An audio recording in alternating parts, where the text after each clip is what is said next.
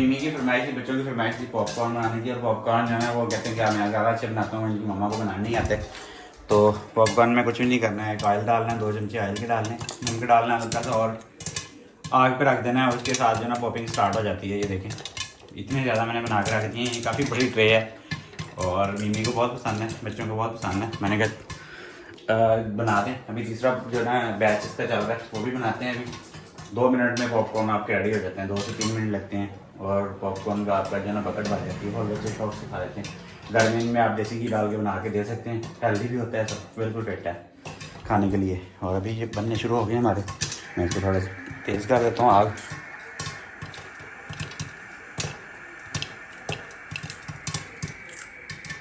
अस्सलाम वालेकुम, welcome back हो गया आज के व्लॉग के अंदर। अभी सुबह सुबह का टाइम है। आज मुझे जाना पड़ गया गांव में। मेरे एक दोस्त हैं, बड़े मीन्स करीबी दोस्त हैं मेरे, बचपन के जो ना क्लास फेलो। तो उनके भाई की डेथ हो गई है, वहाँ पे जा रहा हूँ मैं भी। इस वक्त गांव में है, हमारा गांव नज़दीक है, इसलिए जाना वहाँ पर जब फौत की कभी खुशी होती है तो उधर ही जाते हैं हम लोग। तो कोई भी नहीं मेरे साथ जा रहा, अभी मैं अकेला ही हूँ, और बच्चे वगैरह सारे सोए हुए थे अभी, तो मुझे जाना पड़ गया अभी। तो अभी जो है ना उनसे ताज़ियत वगैरह करते हैं जाके। जाहिर सी बात है, बड़ा भाई था उनका वो। बाकी ये है कि आप लोगों के साथ भी शेयर कर दें कि हम लोग कहते हैं कि सारा दिन घर में रहते हैं, घर में नहीं रहते हैं हम लोग। सारा दिन हम हमारे सारे वही काम करते हैं जो लोग आप लोग करते हो। उसी तरह के काम धंधे हम भी करते हैं, जिससे अर्निंग होती है, जो जैसे हमारी फैमिली का, हमारे बच्चों का, हमारे सब लोगों का जो है ना रिस्क रहन चलता है, वही चीज़ें हम लोग भी करते हैं। बस ये है कि सारा कुछ सोशल मीडिया पर नहीं डालते। सोशल मीडिया पर उतना ही डालते हैं जितनी ज़रूरत होती है, या जितना कि हम अफोर्ड कर सकते हैं। आपको पता है कि आजकल पाकिस्तान में जो सिक्योरिटी की सिचुएशन है, उसके हिसाब से आप ज़्यादा जो है ना वो बहुत ज़्यादा आप नहीं डाल सकते। बहुत ज़्यादा डिफरेंट टाइप के जो है ना सिक्योरिटी थ्रेट्स हो जाते हैं फिर आपको, बच्चों को, सब लोगों को। तो इसलिए हम डिटेल उतनी ही डालते हैं। बाकी ये है कि अल्लाह ताला का शुक्र है, अल्लाह ताला ने जो है ना एक बाइज़्ज़त तरीके से हम लोग जो है ना अपना घर बार चला रहे हैं, बाल बच्चों को संभाल रहे हैं। बाकी ये है कि बाहर जाने का जो हमने प्लान देखा था उसमें प्रॉब्लम कोई नहीं थी, हम जा भी सकते थे, सारा कुछ था। लेकिन एक तो पूरी दुनिया ने पाकिस्तानियों के लिए हालात इतने टाइट कर दिए हैं कि वो अभी जो है ना जाना बहुत ज़्यादा डिफ़िकल्ट हो गया। उन्होंने इतने ज़्यादा हालात, सिचुएशन जो है ना टफ़ कर दी है दुनिया ने। इवन आप देखें मिडल ईस्ट में, जहाँ पे मैं इतने साल रह के आया हूँ, वहाँ पे यूएई में मुझे वीज़ा नहीं मिला। अभी जाने की कोशिश भी करें तो पाकिस्तानी वीज़ा नहीं मिल रहा, उन्होंने बैन किया हुआ। उसकी रीज़न हमारी अपनी हरकतें हैं, हम अपनी हरकतें ठीक करेंगे। सऊदी अरब मीन्स वो भी फॉर्मलाइज़ कर रहा है, लेकिन सऊदी अरब कर नहीं सकता पाकिस्तानियों के लिए वीज़ा बैन। अभी तो जो अफवाहें आ रही हैं वो सिर्फ हज के लिए हर साल होता है, वो एक प्रिकॉशनरी मेजर्स होती हैं, क्योंकि लोग इस वक्त उम्रे के लिए या विज़िट पे आके हज वगैरह के अंदर जो है ना एक बंदे ने जितना इंतज़ाम किया होता है उससे ज़्यादा के जब वो करते हैं प्रॉब्लम होती है। फिर उनको मैनेजमेंट में सारी सी बात है, उन्होंने कैलकुलेटेड सारा कुछ करना होता है। इतनी ह्यूज क्वांटिटी के अंदर आवाम आती है हज करने के लिए, तो उसमें अगर अनकैलकुलेटेड लोग आ जाएँ तो उनके लिए जो है ना काफ़ी प्रॉब्लम क्रिएट होते हैं। तो इसलिए जो है ना वो कोशिश करते हैं कि ये 3-4 महीने जो है ना ये मीन्स रमज़ान के बाद वो वीज़ा बिल्कुल नहीं इशू करते, और ये उनकी जनरल प्रैक्टिस है। इसमें बहुत सारे लोग मिसगाइड कर रहे थे कि पाकिस्तानियों के लिए सऊदी अरब भी बंद कर दिया। सऊदी अरब पाकिस्तान का बड़ा भाई, और सऊदी अरब जो मुल्क है ना वो मीन्स कि बाकी जो भी चीज़ें हैं, कुछ चीज़ों के खिलाफ किया जा सकता है, लेकिन सऊदी अरब एज ए पाकिस्तानियों के वो एक बड़ा भाई है, और बड़े भाई का किरदार ही हमेशा अदा करता है। कभी भी उसने मीन्स के पाकिस्तानियों को बेयारो मददगार नहीं छोड़ा। तो बाकी है कि वो वीज़ा बैन आर्जी है सऊदी अरब के अंदर। पाकिस्तानियों का वर्क वीज़ा अभी भी बंद नहीं हुआ, जो लोग वर्क वीज़ा पे जाना चाहते हैं वो जा सकते हैं। बाकी यूएई ने बैन किया हुआ, ओमान ने बैन कर दिया हुआ, कतर के अंदर भी अभी पाकिस्तानियों के लिए काफ़ी ज़्यादा उन्होंने फैसिलिटेट किया हुआ है, सख्तियाँ ज़्यादा नहीं की हुई उन लोगों ने। घर वापस आ चुका हूँ मैं। घर वापस आके जो है ना सुबह मैंने 2 बॉयल अंडे खाए थे, जिसकी वजह से मुझे काफ़ी भूख लगी हुई है अभी। तो घूम फिर के काफ़ी टाइम भी हो गया, अभी कोई 1 बजे का टाइम है। मैं आके अभी जो है ना मेरा लंच मैंने बनवाया है, मुझे भूख लगेगी तो फिर खाना तो पड़ेगा ही। लंच में एक फ्राई है, 2 शामी है, और साथ खीरा है और योगर्ट है। ये सारी चीज़ें जो है ना अभी लंच करते हैं। लंच करके जो है ना आज रात को फिर वलीमा भी है। आपको पता है कि वो एक शादी में हम गए थे, वहाँ पे वलीमा भी है आज रात को। वलीमे पे भी जाना है शाम को, मीन्स के 7 बजे मेरा ख्याल शायद है टाइम उसका। जो है ना वलीमे पे जाने के लिए रेडी हो चुके हैं, और इस वक्त जो है ना सब लोग, मीमी भी रेडी हो चुकी है। इधर आओ, ऊपर आ जाओ और फिर नज़र आओगे। हाँ ऐसे आराम से। ये देखेंगे हम दोनों ने ऐसे का सूट बनाया है, पहना है। हाँ कुर्ता पहना हुआ मैं। माशाल्लाह मिमी भी रेडी हो चुकी है, और मिमी अपनी पसंद का ही मेकअप कराती है, अपनी पसंद के कपड़े पहनती है, और अपनी पसंद की जो ना बैंगल्स वगैरह पहनती है। थोड़ा सा हो जाए। और अली और ईजान, अली इधर, ईजान देखो मिठू है हमारा। मिठू इधर देखो सही, एक मिनट देखा तो रहा यार, एक मिनट आप देखते नहीं हो हमारी तरफ से। और अली हुसैन, अली हुसैन भी रेडी हो गया अभी। आज इन्होंने पैंट शर्ट भी पहनी है सबने। चले निकलते हैं अभी थोड़ी देर तक फिर।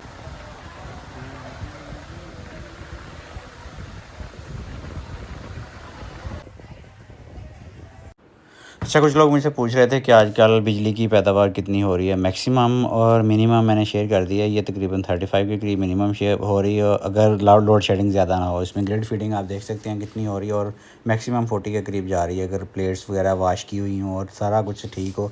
अगर आजकल जैसे कि 2-3 घंटे दिन में और 2-3 घंटे रात में लोड शेडिंग हो रही है तो इससे प्रोडक्शन पर काफ़ी ज़्यादा फ़र्क पड़ता है फिर, जिसकी वजह से काफ़ी आंसर क्वेश्चन थे। मैंने कहा आप लोगों से जो है ना वो डिस्कस कर लें। मैंने सोलर का तो बता दिया कि 6 किलोवाट का मैक्सिमम कितनी प्रोडक्शन देता है वो मैंने बता दिया, और मिनिमम कितनी देता है। और सर्दियों में यही प्रोडक्शन जो है ना ये 15 से 20 15 होती है या 20 होती है। जब बहुत ज़्यादा धुंध होती है तो 7-6-7 भी होती है।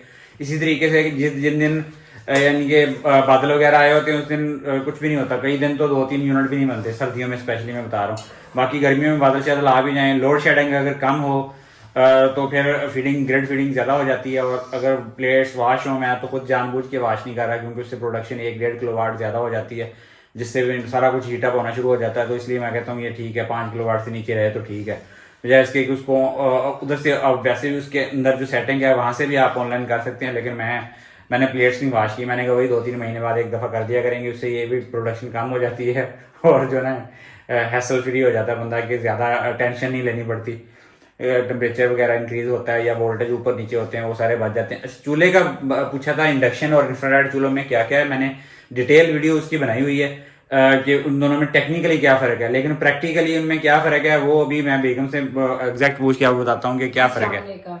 हाँ, मैं क्या बताऊँ भाई, चूल्हे दोनों ठीक है, बेहतरीन है। इंडक्शन भी बहुत अच्छा है, ये भी बहुत अच्छा खवातीन के लिए स्पेशली। अच्छा, मैं अब टिपिकल औरतों की तरह आपको बताऊं कि इसका ये फायदा है जो इंफ्रारेड है ना, कि बर्तन नहीं आपको चेंज करना पड़ता, टाइम उतना ही लगता है, क्योंकि मैंने इस पे दूध गर्म करके देखा है, दोनों के ऊपर जो है वो टाइमिंग सेम है। सेकंड बात जो आप लोग पूछते हैं कि आप लोगों के अगर जब ये दोनों इंडक्शन भी है और दूसरे चूल्हे भी हैं तो आप लोग ये गैस वाला क्यों यूज करते हैं? एक तो हमने इसका हमारी चाय गैस के ऊपर ही बन हाँ जी, एक तो हमारा इसका बिल हमने देना ही पड़ता है हमें। दूसरी बात ये कि मैंने इतना नोट किया हुआ है कि अगर इस पे 20 मिनट में दूध गर्म होता है ना, जितना 3 लीटर 4 लीटर जो हमारा, और यहाँ पर गैस वाले चूल्हे के ऊपर वो सिर्फ 9 से 10 मिनट में पूरा काम हो जाता है। इतना ये अंदाजा लगा ले, आधे टाइम का फर्क है। मींस के हीट का बहुत, टेम्परेचर का बहुत फर्क है, बहुत ज्यादा फर्क है। दूसरी बात, मेरे पास ये हमारा जो कुकिंग रेंज है ये आप देखेंगे 5 बर्नर है इसके ऊपर।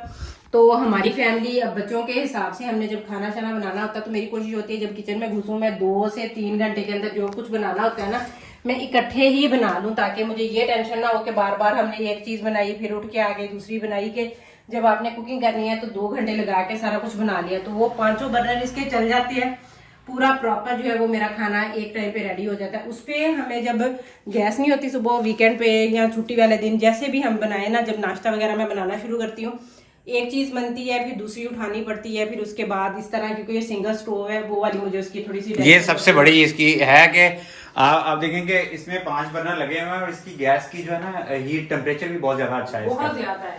और ये मेरे हिसाब से टेक्निकली इंडक्शन जो कुकर है ना, जो सिंपल इंडक्शन जिसके ऊपर सिर्फ लोहे के स्टील के बर्तन यूज हो सकते हैं, उसका भी टेम्परेचर बहुत ज्यादा है। लेकिन मसला वो है कि एक है वो या तो हम 4-5 वाला लें तो हो सकता है, लेकिन उसकी कंजप्शन आपको पता है अगर 2 इलेक्ट्रिसिटी के बर्नर लेंगे तो 5 किलोवाट आपको डायरेक्ट चाहिए 1 घंटे, यानी कि कंटिन्यूस 5 किलोवाट की सप्लाई चाहिए। तो गैस सबसे सस्ता जराया है इस वक्त हमारे पास, गैस ही है। भी आती है ना वो उस हिसाब से मैक्सिमम जब हमने कुकिंग करनी होती है वो आप अंदाजा लगाएंगे यहाँ पे बहुत इंस्टेंट होती है गैस के ऊपर इसके, बल्कि इसकी जगह मुझे सिलेंडर यूज करना भी बहुत मुश्किल लगता है, क्योंकि सिलेंडर का भी वो फ्लेम उसका उतना फिट नहीं होता, उसका भी टेम्परेचर ज्यादा होता है, कम होता है उसका जितना ये है। मेरे पास यहाँ पर आपको ये OTG मेरा जो कन्वेक्शन ओवन है वो आपको नजर आएगा, ये इलेक्ट्रिक ओवन है। आपको पता है बेकिंग के लिए परफेक्ट इसको काउंट करते हैं कि आप जो चीज भी बनाए, इवन कुकिंग होती है सारा कुछ, लेकिन उसके बावजूद भी ये सारा कुछ होने के बावजूद में मैं प्रेफर करती हूँ ये जो हमारा गैस वाला मेरा कुकिंग रेंज है। इसके अंदर जो है ना कुकिंग रेंज के अंदर सबसे बेस्ट बेकिंग होती है। इसमें टेम्परेचर जितना मर्जी इंक्रीज कर